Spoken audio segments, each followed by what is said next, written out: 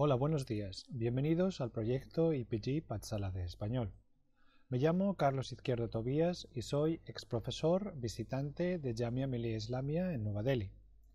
Ahora nos encontramos en el módulo 13 del paper Cultura y Civilización Española. Este módulo se titula La dinastía Habsburgo. Hablar del periodo entre los Reyes Católicos y Carlos V, el fin de la dinastía de los Trastámara. Como vimos en el módulo 10, en el año 1475 a 1479, el matrimonio entre Isabel I de Castilla y Fernando II de Aragón unificó las coronas de ambos reinos peninsulares. Los reyes católicos reinaron juntos hasta 1504, cuando murió Isabel.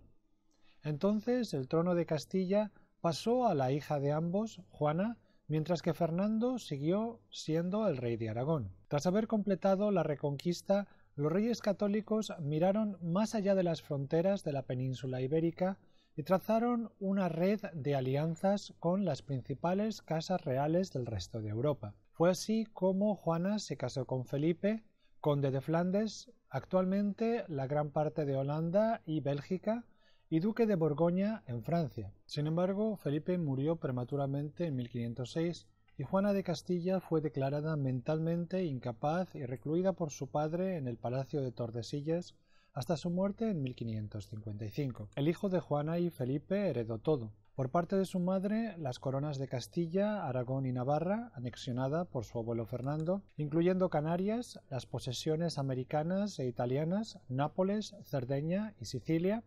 Por parte de su padre, los territorios de Flandes, Charolais, Luxemburgo y el Franco Condado, junto con los territorios originales de la Casa de Austria. Además, adquirió los derechos al trono del Sacro Imperio, que efectivamente ocupó. Por esta razón se lo conoce como Carlos I de España y V de Alemania. La llegada de Carlos V supone la entrada de una nueva dinastía a gobernar en España. Esta dinastía permanecerá en el poder durante más de 2 siglos hasta 1714. A continuación puedes consultar una línea cronológica con todos los reinados de los reyes de la dinastía Habsburgo, también conocidos como los Austrias. Vamos a hablar ahora sobre los Austrias mayores. Con el apelativo de Austrias mayores se conoce a los 2 reyes que gobernaron España durante el siglo XVI, Carlos V y su hijo Felipe II. En este mapa puedes ver los territorios heredados por Carlos V en 1517 a la muerte de su abuelo Fernando. Esto, unido a los vastos territorios americanos, convirtieron al joven Carlos en el hombre más poderoso de la cristiandad. Carlos llegó a España en 1517 procedente de Austria con un importante grupo de consejeros flamencos. Desde el primer momento fue percibido en Castilla y Aragón como un rey extranjero, no solo por el hecho de que había nacido en Gante, sino porque marginó a la nobleza castellana al otorgar los puestos más importantes a extranjeros. Además, desde el principio, Carlos mostró que consideraba más importantes los intereses europeos de la Casa de Austria que los de España. Fue así como en 1519 consiguió ser elegido emperador del Sacro Imperio Romano Germánico con el título de Carlos V.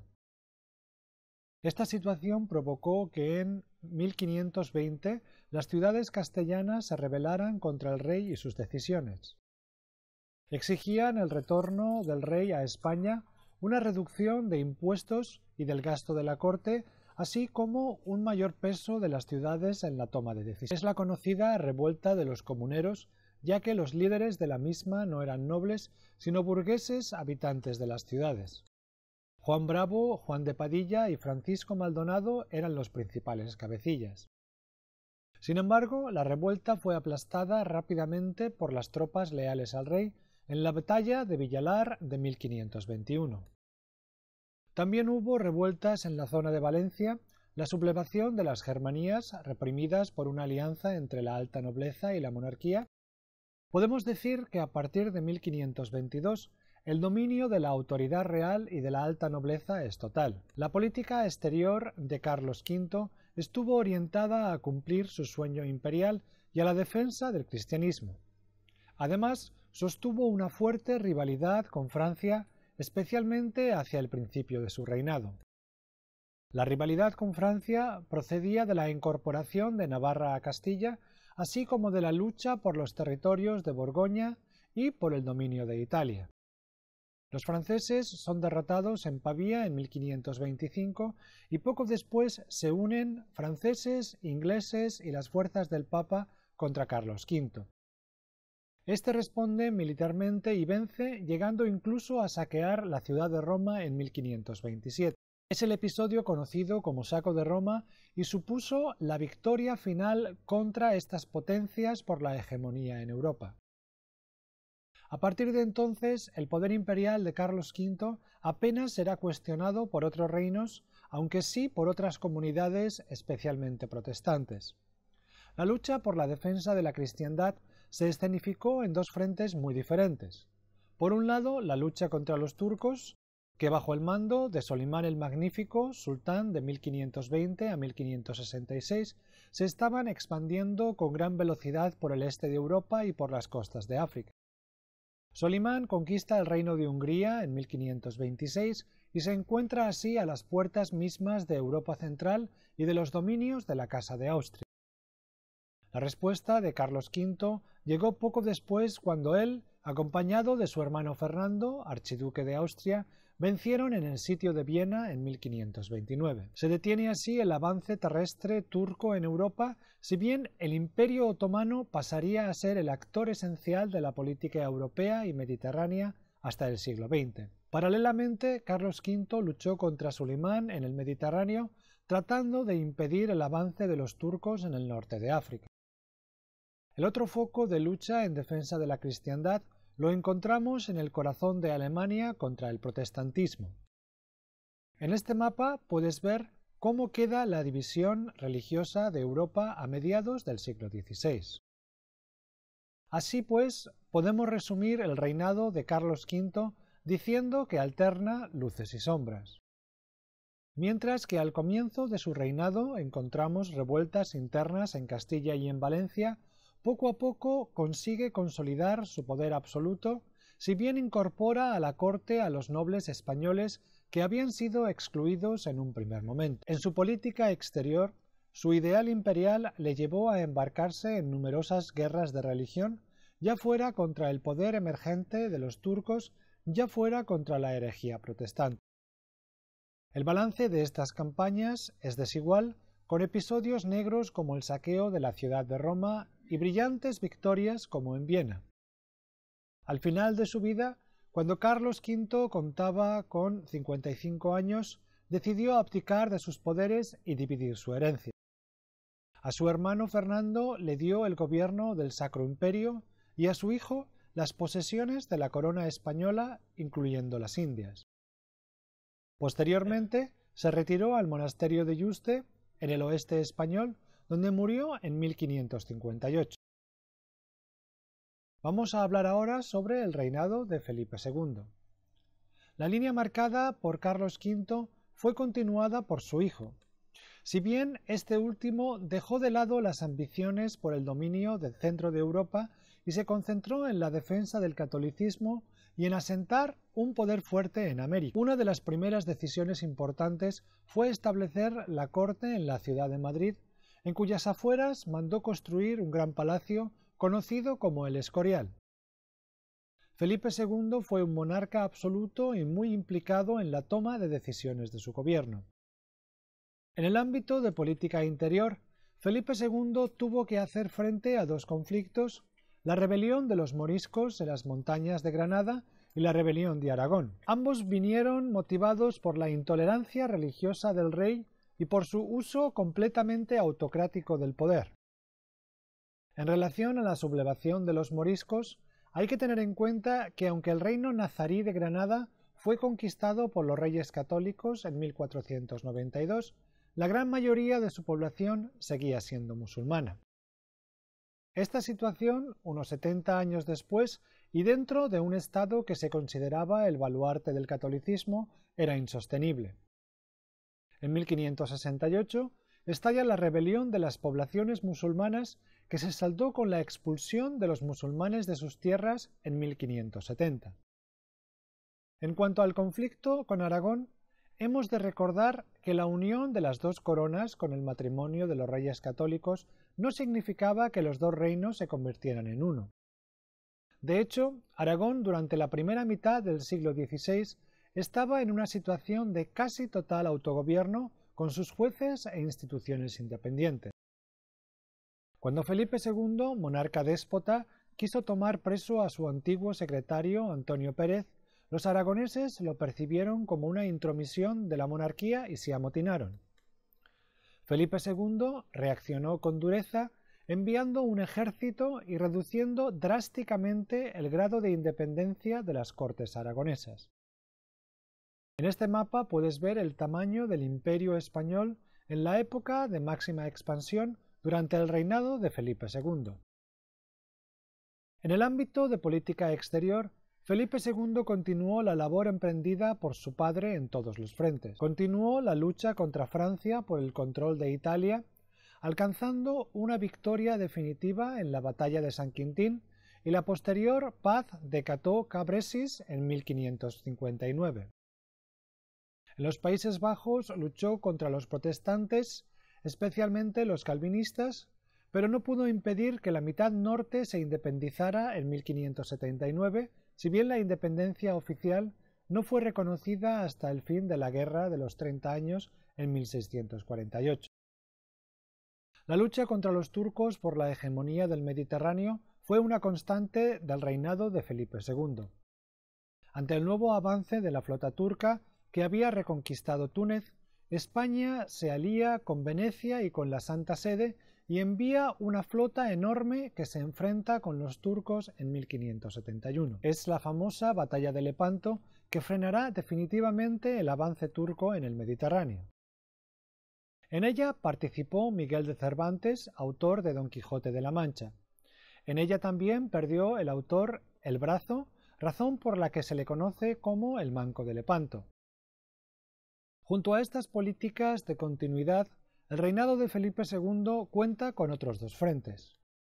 Por un lado, la rivalidad con Inglaterra por el dominio del Atlántico, por otro, la incorporación de Portugal. A modo de conclusión, podemos decir que el reinado de Felipe II estuvo basado en la defensa del catolicismo y en un intento por mantener la hegemonía en Europa, especialmente ante el ascenso de la burguesía flamenca y del poder inglés. La primera provocó que la Inquisición tuviera un papel dominante y que se extendiera la obsesión por la limpieza de sangre para demostrar que uno no tenía antecesores judíos ni musulmanes. Al mismo tiempo, el temor a la extensión del protestantismo llevó a un aislamiento cultural respecto a todo lo que estaba ocurriendo en Europa y a un alineamiento con las posturas más retrógradas defendidas en Trento. La segunda fue causa de muchas guerras que provocaron gastos inasumibles por el Estado. A pesar de las enormes cantidades de oro y otras materias primas que se extrajeron de América, la corona tuvo que hacer frente a varias bancarrotas durante la segunda mitad del siglo XVI. Esto apunta a un desperdicio de los recursos, como prueba el hecho de que la población española vivía en condiciones de gran escasez material. La historiografía posterior habla, con una imagen muy gráfica, de un gigante con pies de barro. En la literatura de esta época se pueden ver muestras de esta situación, especialmente en el denominado género picaresco. Vamos a hablar ahora sobre los Austrias menores. Con el término Austrias menores se conoce a los tres últimos reyes de la dinastía Habsburgo: Felipe III, Felipe IV y Carlos II. Trata de una época de clara decadencia en el plano político y social, pero de gran esplendor cultural por el desarrollo del arte barroco. Es por esta razón por lo que se conoce al siglo XVII como el siglo de oro en España. Desde el plano social y económico, los reinados de los Austrias menores supusieron una vuelta al régimen económico feudal, agravado por graves crisis económicas y por los frecuentes brotes de peste. Además, estos reyes carecían del impulso para gobernar que caracterizó a Carlos V y a Felipe II, y preferían delegar las funciones de su gobierno en validos, nombres de confianza que eran quienes realmente tomaban las decisiones. Estos personajes tenían un enorme poder que extendían a través de una red de clientelas familiares. Esta concentración de poder provocó un aumento importante de la corrupción y del mal gobierno. En el reinado de Felipe III, el valido más importante fue el duque de Lerma, quien intentó llevar a cabo una política exterior menos agresiva que la de Felipe II, para la cual firmó una tregua con los Países Bajos en 1618. Firmó también la paz con Francia y con Inglaterra, lo que supuso un respiro para la maltrecha economía castellana. Se decretó también la expulsión definitiva de los moriscos del territorio español, poniendo fin a más de 900 años de presencia musulmana en la península y causando al mismo tiempo una importante crisis demográfica en las zonas afectadas, Aragón y Valencia principalmente. Durante el reinado de Felipe IV, entre 1621 y 1665, ostentó el cargo el valido el conde duque de Olivares, un personaje fundamental en la historia de este periodo. Él trató de poner en marcha una serie de reformas para mejorar la situación económica y unificar los diferentes reinos que convivían en la corona española bajo el poder del monarca absoluto. Este proyecto fracasó estrepitosamente ante la oposición de Portugal, que en 1640 recobra su independencia, y de Cataluña, donde tuvo lugar un levantamiento popular. La Generalitat, presidida por Pau Claris, se declara en rebeldía y rechaza la soberanía de Felipe III, pero en 1652 se alcanza una solución negociada al conflicto. En el plano internacional, el conde duque retomó la política agresiva de los Austrias mayores, metiéndose de lleno en la Guerra de los 30 años, entre 1618 y 1648, una guerra de religión que acabó costando a la Casa de Austria su hegemonía europea. En la Paz de Westfalia se confirma la ascendente hegemonía de Francia, así como la independencia definitiva de los Países Bajos de la corona española. Toda esta conflictividad con las políticas del conde-duque de Olivares provocaron que fuera sustituido en 1643 por Luis de Haro y que no se llevaran adelante los proyectos de reformas. Durante el reinado de Carlos II se reconoció la independencia de Portugal y se ahondó en el proceso de decadencia. Francia se anexiona a los territorios del Franco Condado y Luxemburgo en 1668. La situación económica es desesperada, pues el volumen de metales preciosos que se extraen de América ya no es tan grande después de más de 150 años de explotación minera sistemática. La hacienda real se endeuda mucho y tiene que hacer frente a cuantiosos intereses. Al mismo tiempo, las dificultades impuestas al comercio por el monopolio real en América provocaban que no se generara riqueza de esa manera. En 1700, de hecho, solo el 5% de los productos que se enviaban a América procedía de España. Sin embargo, a esta evidente decadencia social y económica le corresponde una etapa de esplendor cultural como no ha habido en toda la historia de la España moderna. Es el llamado Siglo de Oro, periodo en el que el movimiento artístico dominante es el barroco. La cultura barroca era un método de difusión de las ideas católicas y estaba amparada por la monarquía absoluta. Como hemos visto, la cultura oficial en España estaba firmemente aliada con las ideas que la Iglesia había expuesto en Trento y contaba con la Inquisición para evitar cualquier asomo de desviación. En el ámbito de la literatura, además del Quijote, conviene destacar la obra teatral de Calderón de la Barca y Lope de Vega, la novela picaresca, representada por el Buscón de Francisco de Quevedo, y la poesía del propio Quevedo y de Luis de Góngora. En el ámbito de la pintura, el barroco español cuenta con grandes maestros, Zurbarán, Murillo, Coello, pero por encima de todos, Diego Velázquez, pintor de la corte de Felipe II. En los módulos 29 y 30 veremos más en detalle algunos de estos maestros. En cuanto a la arquitectura, el barroco creó catedrales muy hermosas tanto en España como en América. No obstante, a pesar de que en el siglo XVII el arte español florece, no debemos olvidar que se trata de una época en la que España se aísla completamente de toda influencia exterior por la influencia de la Iglesia católica y la mentalidad conservadora de quienes ostentaban el poder. Así se sembraron las semillas para el posterior atraso de España durante los siglos XVIII y XIX. No llegaron a España los grandes descubrimientos del Renacimiento. Las obras de Galileo, Newton, después Descartes y otros pensadores novedosos estuvieron prohibidas por la Inquisición. Asimismo, la ciencia española, que era brillante al final de la época medieval y el comienzo del Renacimiento, se apaga rápidamente en las hogueras de las guerras de religión. A modo de ejemplo, tenemos el caso de Miguel Servet, que nació en 1509 o 1511 y murió en 1553, un teólogo y científico español responsable de la primera exposición de la circulación de la sangre, que es quemado en Ginebra por Calvino. Vemos algunas imágenes del arte barroco. Vamos a hablar ahora sobre la Guerra de Sucesión. El último rey de los Austrias, Carlos II, era un hombre muy frágil y con muchas enfermedades provocadas por el excesivo número de matrimonios consanguíneos dentro de la familia real. Era además estéril, por lo que no pudo tener hijos. A su muerte, en 1700, se desencadenó un conflicto sucesorio en el que tomaron partido todas las potencias europeas. A esta guerra se la conoce como la Guerra de Sucesión. Los dos principales contendientes al trono español eran Felipe de Anjou y el archiduque Carlos de Austria. Felipe era el candidato de Francia, que por entonces se encontraba en la cima de su esplendor, con Luis XIV conocido como el Rey Sol en el trono. Felipe era el hijo del rey de Francia y tenía ascendencia española. El archiduque Carlos era emperador del Sacro Imperio y rey de Hungría y Bohemia. En 1699 se firmó un tratado de reparto de la corona española entre las principales potencias europeas que dejaba al archiduque con la mayoría de los territorios. Sin embargo, al morir Carlos II, designó como sucesor a Felipe, lo cual provocó la guerra entre ambos bandos, pues Francia se sintió legitimada para hacerse con el trono español, como al final sucedió. Felipe de Anjou entró en España en 1701 y consiguió rápidamente la adhesión de Castilla y de Navarra para su causa.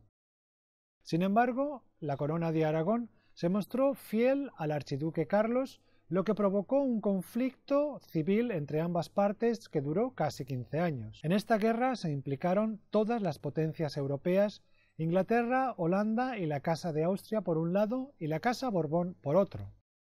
La guerra se saldó con la derrota del bando austriaco con el Tratado de Utrecht en 1713. La resistencia al dominio borbónico fue especialmente intensa en Cataluña, que resistió incluso después de que se firmara la paz entre las potencias europeas. Barcelona resistió hasta 1714 y Mallorca hasta 1715. En consecuencia, Felipe V llevó a cabo una serie de políticas que redujeron significativamente los derechos de la corona de Aragón y de Cataluña que se habían enfrentado a su toma de poder. Y termina aquí el módulo dedicado a la dinastía de los Habsburgo. Muchas gracias.